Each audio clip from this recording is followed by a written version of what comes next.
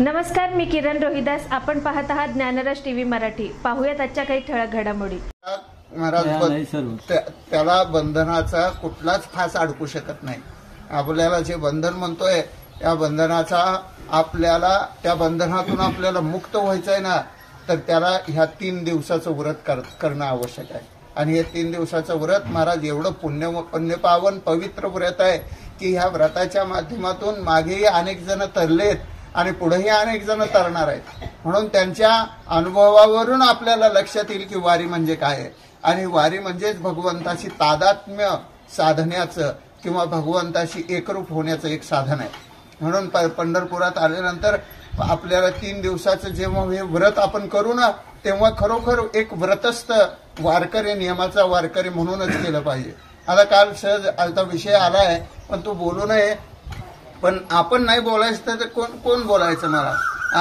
परवा मुख्यमंत्र्यांची एक मीटिंग झाली आणि त्यामध्ये एक बातमी आली, 20,000 रुपये वारकरी दिंडीला अनुदान.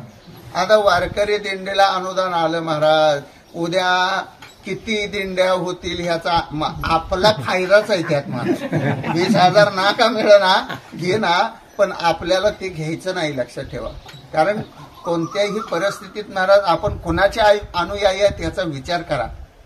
ज्या तुकोबरायाने शिवछत्रपतीने दिलेला नजराना नाकारला त्या तुकोराम महाराजांचे आपण महाराज अनुयायी आहोत, पाईक आहोत.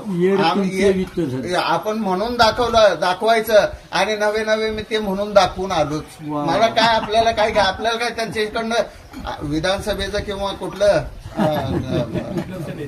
लोकसभेचं तिकीट मिळवायचंय का आपल्याला? काय करायचंय त्याच्याशी? काय घेणं देणं? 20,000 रुपये देऊन आम्हाला आमचा नियम मोडायला तुम्ही जाऊ नका, असे स्पष्टपणे मी त्या ठिकाणी आपल्या. पण काय आहे, आमच्या फडावरची वारकरी भोळे भाळे मिळतेत ना आपल्या गावच्या दिंडीला, घ्या की. अरे मिळते म्हणजे चंदन चिता आहे एक. कसली चिता? लोळणार का? जाऊन पडणार का त्याच्यावर? सोन्यामध्ये तुम्हाला जाळतो म्हटलं तर तुम्ही त्याच्यावर झोपाल का हो? कधीच नाही. कारण का? तर आपल्याला माहिती हे आपल्याला जाळून टाकणार आहे. भविष्य काय राहणार आहे? म्हणून आपल्या फडाचं वर्चस्व वैशिष्ट्य हेच आहे की नाही मानायला शिकलं पाहिजे आपण. आणि आपल्याला ते चांगलं जमलं पाहिजे की नाही बाबा मला नको हे. आणि त्या ठिकाणी आपल्याला ह्या अनुषंगानं सांगू इच्छितो की तुमच्या गावात तुमच्यापर्यंत कानावर बातम्या आल्या तर फक्त त्यांना सांगायचं आम्ही वारकरी फक्त वास करायचे, एवढंच म्हणा. त्याला उत्तर कळलं ते तुमच्याकडे परत विचारायला बी येणार नाही तुमच्या दिंडीचं नाव काय म्हणून. मी वास्कराचा वारकरी आहे बरं का, एवढंच म्हणा.